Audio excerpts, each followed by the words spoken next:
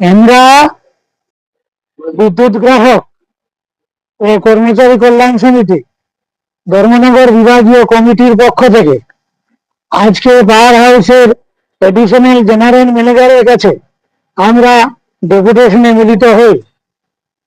এই ডেপুটেশনে মিলিত হওয়ার একাধিক কারণ আছে। এর মধ্যে গুরুত্বপূর্ণ কারণ হলো যে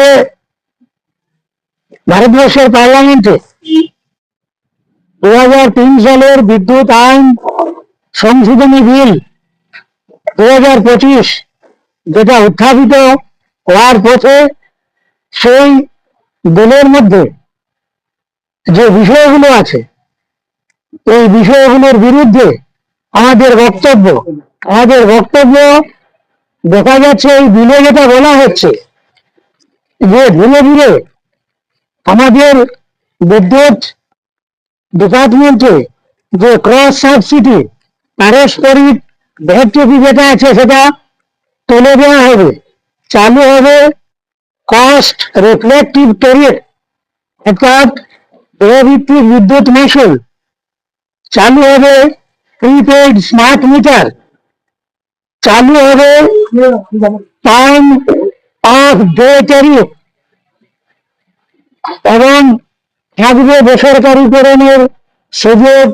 বেসরকারি যে সমস্ত বিদ্যুৎ সরবরাহকারী সংস্থা আছে তাদেরকে একই ট্রান্সফরমার এবং একই ফিডারের অন্তর্ভুক্ত রেখে ব্যবসা করার সুযোগ দেওয়া হবে এবং একাধিক কোম্পানিকে এই ফিডারের অধীনে ব্যবসা করার সুযোগ দেওয়া হবে। যেমন কৈলাসের সাই কম্পিউটার সংস্থাকে দিয়ে দেওয়া হয়েছে, এরকম দেওয়া হবে। এবং এক্ষেত্রে এবার কি হবে, এই বেসরকারি কর্পোরেট হাউসগুলো সুবিধা যাচাই করার সুযোগ পাবে। এই সুবিধা যাচাই কি, তারা যেখানে বিদ্যুৎ কনজামশন বেশি আছে, যেমন বড় বড় শহর, শিল্পাঞ্চল, এগুলোকে তারা নিয়ে নেবে এবং বাকি থাকবে কোনটা গ্রামাঞ্চলে রুগ্ন এলাকা, গরিব মানুষ যেখানে বাস করে। এবং স্বাভাবিকভাবে দেখা যাবে যে এই জায়গাগুলিতে দায়িত্ব কার উপর পড়বে, টিএসিসিএল এর উপর পড়বে, রাষ্ট্রীয় উদ্যোগের উপর পড়বে। স্বাভাবিকভাবে লভ্যাংশ কমে যাবে। লভ্যাংশ কমে যাওয়ায় এই যে চাপটা পড়বে কার উপর, বিদ্যুৎ নিগমের উপর। এতে করে বিদ্যুৎ নিগমের অধীনে যে সমস্ত কর্মচারীরা আছে তাদের ভবিষ্যৎ নিরাপত্তা বিঘ্নিত হবে, অবিলম্বে ছাঁটাই, এই সমস্ত বিষয়গুলো চলে আসবে। আমরা যদি এইবার দেখি TACCL, Tripura electricity corporation limited, যেটা এই কর্পোরেশন লিমিটেড নানাভাবে ত্রিপুরা রাজ্যের গ্রামীণ শহরাঞ্চল সব জায়গাতে বিদ্যুতের মাশুল বাড়িয়ে দেওয়ার বিভিন্ন কলা কৌশল, বিভিন্ন পদ্ধতি, যেগুলো মানুষ বুঝতে না পারে, মানুষ যাতে বোঝে যে এটা লিগেলি করা হচ্ছে, কিন্তু এগুলো আসলে ভিতরে কতগুলো চার্জ। এই চার্জের মধ্যে রয়েছে কি কি, যেমন রয়েছে ফুয়েল চার্জ। বলা হচ্ছে যে গ্যাসের দাম বৃদ্ধি পাচ্ছে, ফুয়েলের দাম বৃদ্ধি পাচ্ছে, এর ফলে কি হবে, বিদ্যুতের প্রতি ইউনিট বিদ্যুতের দাম বাড়বে। এই ফুয়েল চার্জ চাপিয়ে দেওয়া হচ্ছে। চাপিয়ে দেওয়া হবে ডিউটি চার্জ।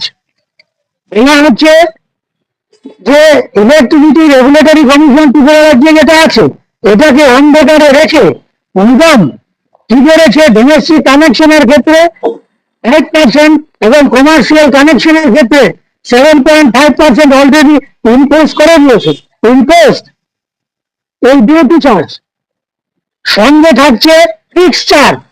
ফিক্সড চার্জে বলা হচ্ছে যে আপনার বাড়িতে প্রকৃত পক্ষে ইলেকট্রিফিকেশনের যে কনজিউম আপনি করছেন কারেন্ট, বিদ্যুৎ, তার প্যাটার্ন না দেখে শুধুমাত্র ইলেকট্রিক্যাল ইনস্টলেশনের উপর ভিত্তি করে বলা হচ্ছে যে আপনাকে কি করতে হবে, আপনার লোড বাড়াতে হবে, লোড অ্যাসেসমেন্ট।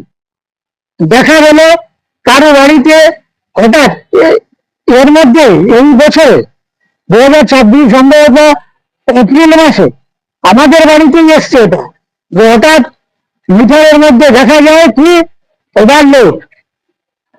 এরপরে খোঁজখবর নিয়ে জানা গেল যে কিলোওয়াট বাড়াতে হবে। এখানে বলা হচ্ছে পার কিলোওয়াট ডোমেস্টিক কানেকশনের ক্ষেত্রে আপনাকে 70 টাকা। এখন আপনি মনে করেন আপনার বাড়িতে 3 কিলোওয়াটের বিদ্যুৎ পরিষেবা আছে, এটাকে আপনার 3x7 210 টাকা আপনাকে দিতে হবে। সেটা ডোমেস্টিকের ক্ষেত্রে। কমার্শিয়ালের ক্ষেত্রে সেটা 150 থেকে 200, অর্থাৎ কমার্শিয়াল গ্রাহকরা এক্ষেত্রে আপনার 450 থেকে 600 পর্যন্ত দিতে হবে। এর বিরুদ্ধে আমাদের বক্তব্য। এরপরে বলা হচ্ছে যে কি এপিএলসি লস, অর্থাৎ aggregate technical and commercial loss তাও আরোপ করে দেওয়া হচ্ছে গ্রাহকদের উপর। দেখা যাচ্ছে ট্রান্সফরমারে কারেন্ট জ্বলছে, বিদ্যুতের অপচয় হচ্ছে, বিদ্যুৎ চুরি হচ্ছে। দেখা গেল আপনার কোন বাড়ির বিদ্যুতের মিটার অকেজো, এখানে বিদ্যুৎ মিটার টেম্পারিং হচ্ছে। কোথাও দেখা গেল লস কিভাবে হচ্ছে, অনেক দূরবর্তী লাইনের 2টা পিলারের মধ্যে অনেক বেশি লম্বা লাইন। এখানে এই যে লসেস গুলো আছে এগুলো গ্রাহকদের উপর চাপিয়ে দেওয়া হচ্ছে। আমরা এই সমস্ত নীতির বিরুদ্ধে আমাদের আওয়াজ এজেন্সি নির্ভরতা, যেটা নিগম আজকে পুরো এজেন্সির উপর নির্ভর হয়ে গেছে। আপনার বাড়িতে গিয়ে যে বিলিং করবে তাও এজেন্সি, পরিষেবা এজেন্সি।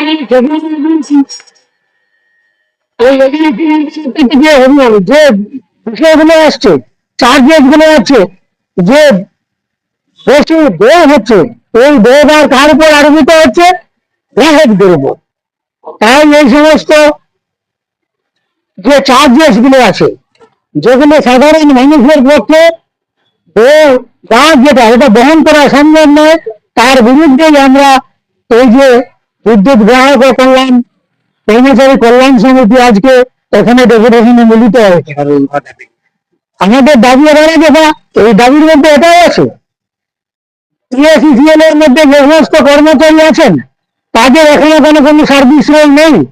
আমরা বলেছি অবিলম্বে সার্ভিস রোল চালু করতে হবে।